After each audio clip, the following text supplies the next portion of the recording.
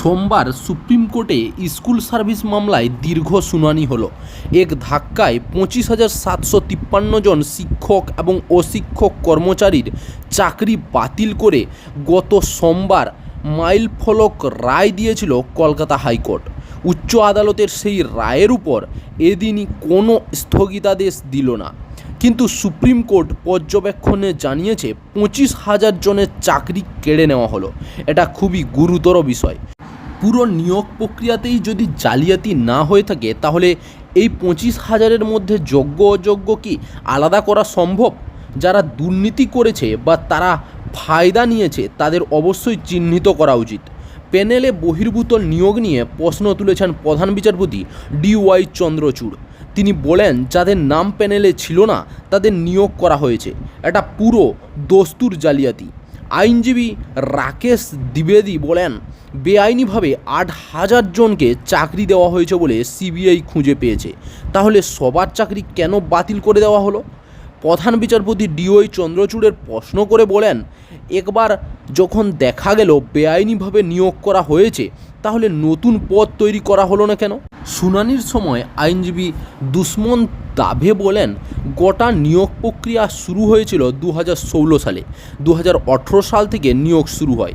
এই মামলা প্রথমে কলকাতা হাইকোর্টের সিঙ্গেল বেঞ্চের বিচারপতি অভিজিৎ গঙ্গোপাধ্যায়ের বেঞ্চে শুরু হয়।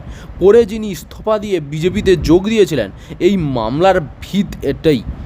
আইনজীবী মুকুল রোহতগি বলেন, একজন অভিযুক্তর জবানবন্দির উপর ভরসা করে কলকাতা উচ্চ আদালত সবার চাকরি বাতিল করে দিল। এটা কি করে সম্ভব? সিঙ্গেল বেঞ্চের একজন বিচারপতি এটা করেছেন।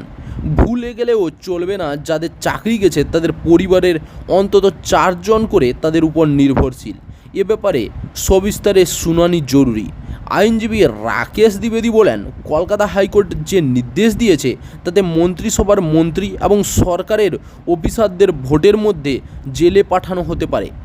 মন্ত্রিসভার নোট তথা ক্যাবিনেট নোট প্রস্তুতির সঙ্গে যারা জড়িত ছিলেন তাদের সকলকেই হেফাজতে নেওয়া হতে পারে। প্রসঙ্গত, মন্ত্রিসভার অনুমোদন নিয়ে সুপার নিউমেরি পোস্ট তৈরি করা হয়েছিল।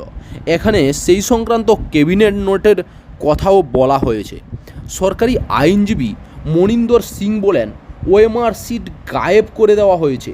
প্রধান বিচারপতি DY চন্দ্রচূড় ওএমআর সিটের ব্যাপারে মন্তব্য করেন। তিনি বলেন, ওএমআর সিটকে নষ্ট করে দেওয়া হয়েছে, কোনো মিরর সার্ভেরও রাখা হয়নি। আইনজীবী মুকুল রোহতগি বলেন, নিয়ম হলো 1 থেকে 2 বছর ওএমআর সিট রেখে দেওয়া, 8 বছর রাখার নিয়ম নেই। প্রধান বিচারপতি DY চন্দ্রচূড়ের পরেই প্রশ্ন করেন, ওএমআর সিট যদি না থাকে তাহলে যোগ্য অযোগ্য আলাদা করা যাবে কিভাবে? সুপ্রিম কোর্ট জানিয়েছে আগামী সোমবার পরবর্তী শুনানি হবে।